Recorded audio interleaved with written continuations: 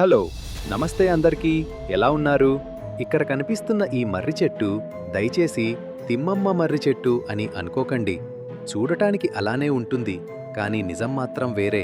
ఇది ఆంధ్రప్రదేశ్ తిరుపతి జిల్లా ఎర్రవారిపాలెం మండలం నుంచి సుమారు 15 కిలోమీటర్ల దూరంలో ఉన్న తడికిలచేను పల్లెలో దాదాపుగా 200 సంవత్సరాలుగా ఏమీ మాట్లాడకుండా ఏమీ కదలకుండా నిలిచి ఉంది.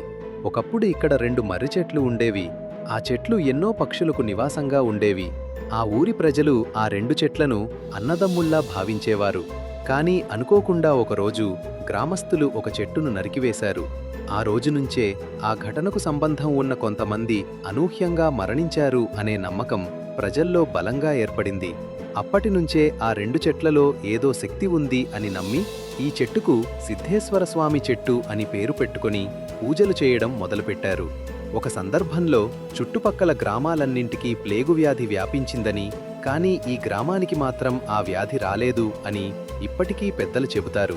సంతానం లేనివారు ఇక్కడికి వచ్చి మొక్కుకుంటే స్వామి తప్పకుండా కరుణ చూపిస్తాడు అనే గట్టి నమ్మకం ప్రజల్లో ఉంది. అందుకే ఇక్కడికి వచ్చిన భక్తులు తలనీలాలు సమర్పించడం, కానుకలు ఇవ్వడం ఆనవాయితీగా మారింది. ఇక్కడ 5 పడగల నాగసర్పముందని, రాత్రివేళల్లో స్వామి అలంకార రూపంగా దర్శనమిస్తాడని నమ్ముతారు. ఇక్కడ జంతుబలి వంటి ఆచారాలు కూడా ఉన్నాయి.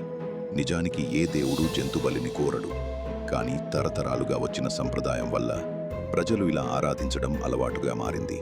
అయితే నిజంగా ఈ చెట్టులో స్వామి ఉన్నారా, లేక ఇది కేవలం నమ్మకమా? నరికిన చెట్టుకు జరిగిన మరణాలకు నిజంగా సంబంధముందా? ఈ ప్రశ్నలకు సమాధానాలు కావాలంటే కామెంట్ చేయండి.